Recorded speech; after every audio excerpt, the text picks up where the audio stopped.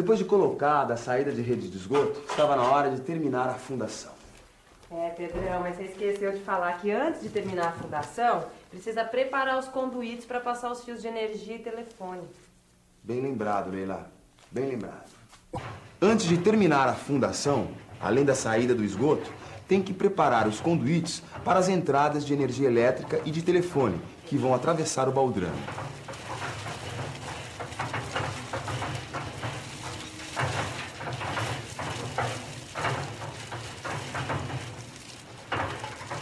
Agora sim estava na hora de concretar os baldrames e o contrapiso. Os baldrames são responsáveis por manter a estrutura da casa unida e distribuir todo o peso no terreno. Por isso, eles devem ser feitos com cuidado e muito capricho. Para preparar os baldrames, que são vigas construídas embaixo das paredes, temos que seguir algumas recomendações importantes. Nas paredes de contorno da casa, é preciso deixar um encaixe na alvenaria para a construção do baldrame. Isto é feito deixando a última fiada de blocos com metade da espessura. Assim, nós vamos ter um vão de 20 centímetros de largura por 20 centímetros de profundidade. Depois, vamos preparar as formas de madeira para fazer a concretagem.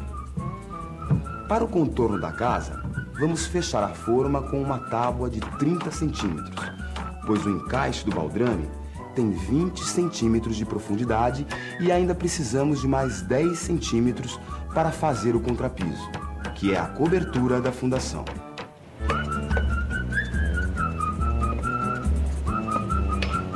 Nas paredes internas, podemos usar canaletas prontas para fazer a forma do baldrame.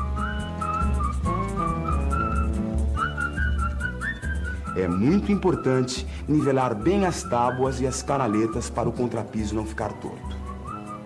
Depois de nivelar as formas, temos que preparar as armaduras dos baldrames. A armadura será feita com 4 barras de 10 milímetros de diâmetro, amarrada com barras de 5 milímetros a cada 20 centímetros. E aqui tem uma dica importante. Para a armadura não enferrujar, a gente precisa deixar uma capa de concreto de pelo menos uns 2 centímetros. Então, vamos fazer a armadura um pouco menor do que a forma, com 26 centímetros de profundidade e 16 centímetros de largura.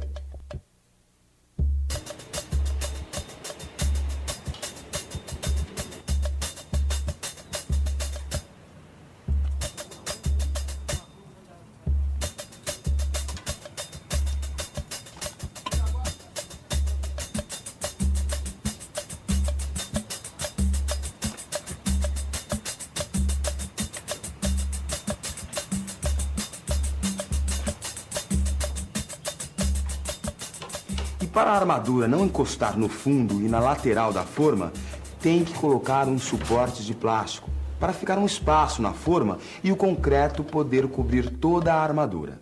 Nos lugares onde os baldrames se encontram e nos 4 cantos da casa, vamos fazer uma forma maior para os blocos de fundação.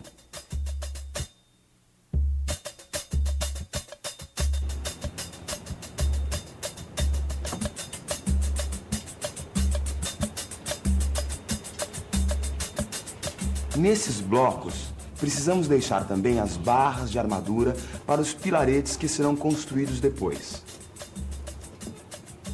São 4 barras de 10 milímetros com 80 centímetros de comprimento, sendo que 30 centímetros vão ficar dentro do concreto e os 50 restantes vão ficar para fora, esperando o momento de construir os pilaretes.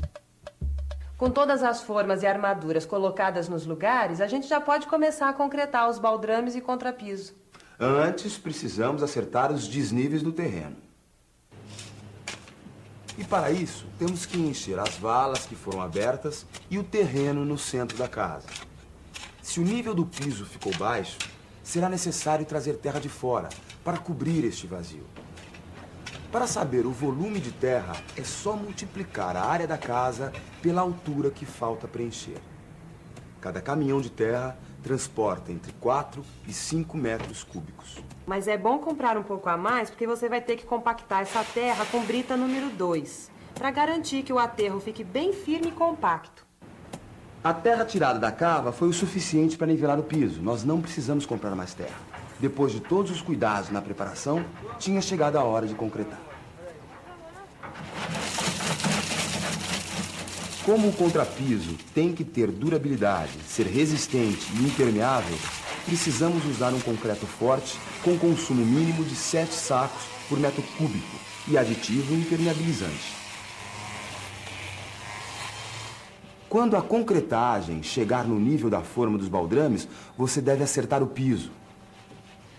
Com a régua de pedreiro bem apoiada na forma, faça um movimento de vai-vem, para que o concreto fique horizontal e rugoso. Assim, vai ficar mais fácil na hora de colocar o revestimento do piso, porque a argamassa vai aderir melhor.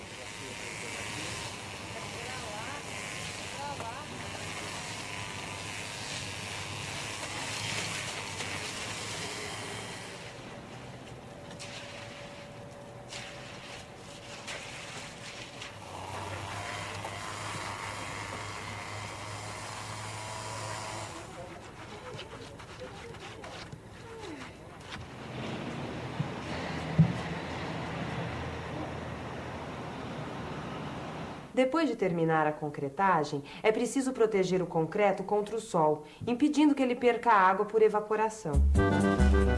Basta cobrir toda a área concretada com um plástico preto, que aquece o concreto e ajuda o processo de cura. Mas atenção! Molhe o concreto algumas vezes por dia para que ele fique sempre molhado. É muito importante nessa fase que ele fique inundado mesmo. Deixe o plástico durante uma semana, sempre molhando o concreto e depois cubra-o com sacos vazios ou jornais para evitar dilatações que podem provocar rachaduras no piso.